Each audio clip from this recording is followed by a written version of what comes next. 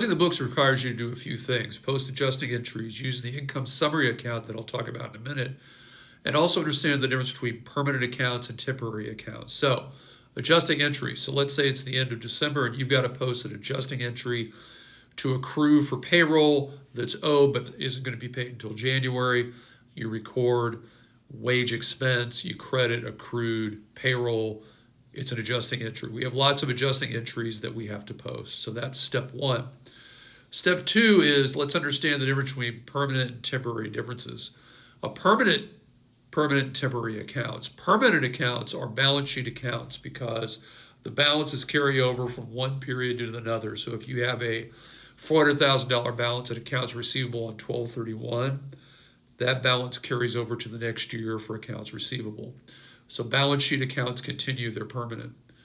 Temporary accounts are income statement accounts, and they are adjusted to zero at the end of every period, and we'll see that in a minute. So income statement, temporary, permanent, balance sheet.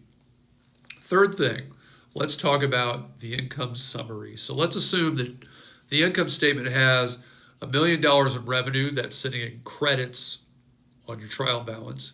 Let's say that all the expense accounts total $850,000. Those are debits on your trial balance.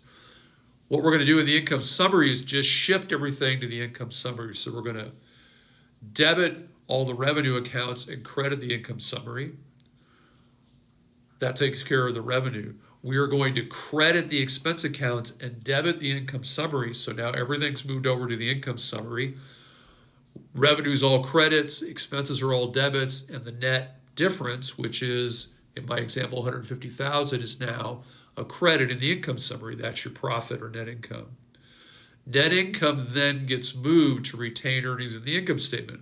So we debit income summary, it goes to zero. We credit retained earnings, which is in the equity section of the balance sheet, and we've got everything moved out. So the temporary accounts move from where they are in the trial balance to the income summary, and then to retained earnings in the balance sheet. So we have removed all the balances from the income statement so that when we start the new year, the income statement has all zero balances. The balance sheet, all those balances carry over. So last thing, it's important to quickly reconcile all accounts, including your bank statement. Make sure you've posted all your adjusting entries and leverage technology to get these things done, because now with technology like QuickBooks and other systems, we can automatically match transactions and make closing the books a lot easier.